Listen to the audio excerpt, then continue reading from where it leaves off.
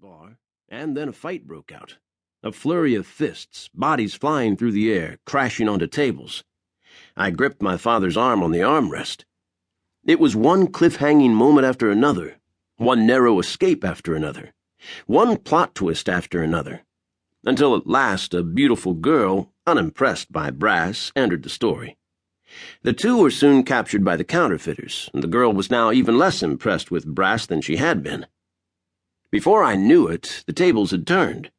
Brass had slipped out of the ropes that tied him to the chair, rescuing the girl and routing the counterfeiters. Suddenly, the special agent had the girl's admiration and her affection. The music swelled, the credits rolled, and the tail end of the reel threaded through the projector. A splash of white rinsed the screen, followed by the house lights. When we left the theater, it was dark. My father asked if I liked the movie, and I said I did. With the marquee lights behind us and the street lights ahead of us, we made our way home. He pulled out a small bottle of whiskey and took a swig, then another, before pocketing it. My father was not Brass Bancroft, not by a long shot. But I loved him. He was kind and good, at least to me. The Depression had taken away his dignity, his confidence, his manhood. But in return, it had given him to me. I leaned into him while we walked, tired and hungry and quiet. "How about a lift?" he asked. I nodded. He hefted me onto his shoulders, crossing his arms over my legs so I wouldn't fall off. I took in a chestful of the heavy night air, mingled with the smell of his skin, his hair, his breath. There was no place in the world I felt more secure, and no place in the world I would rather be. We walked past neighbors' houses and the supper-time smells that drifted out their open windows. By the time we were home, I was almost asleep. Yet something was waking in me, drawing me. Was it the selfless service of the agent to his country?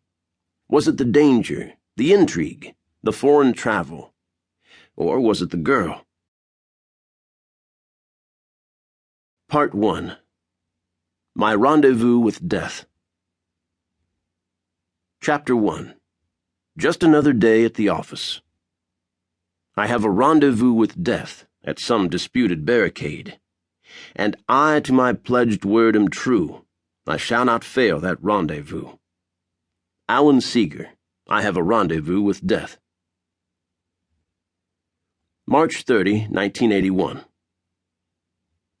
It had been almost 42 years since I saw that B movie at the Tower Theater, and I was a Secret Service agent assigned to protect the actor in that movie, who was now playing the role of a lifetime, the President of the United States.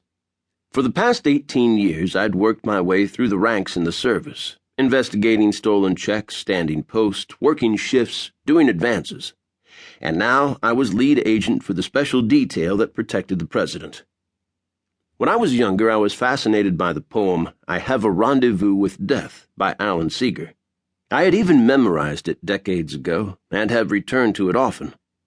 The poem makes the encounter with death seem as calm and natural as watching the trees return to life. When spring comes back with rustling shade and apple blossoms fill the air. Death is talked about not in cold, impersonal descriptions, but in warm terms such as rendezvous, and in personal images of death taking the poet's hand. For the poet, death is not an encounter to be feared, but an appointment to be kept. God is in it, hope is in it, and so is courage. There was another man enchanted by this poem. When John F. Kennedy returned from his honeymoon in October 1953, he read "I Have a Rendezvous with Death" to his young wife, Jacqueline, telling her it was his favorite poem. After that, she memorized the poem, often reciting it to him privately. Her soft voice and unhurried accent seemed to calm him, giving him the resolve he needed to face the future he felt awaited him. In 1963, Jacqueline taught the poem to Carolyn, their 5-year-old daughter. On October 5, 1963, when the now President Kennedy was meeting with his National Security Council in the Rose Garden, his young daughter slipped into the meeting and sidled next to him. She tugged at him to get him to notice her. The president dismissed her, but in a way only a young daughter can, she kept trying to get his attention. The president turned to her, smiling. Carolyn looked into his eyes.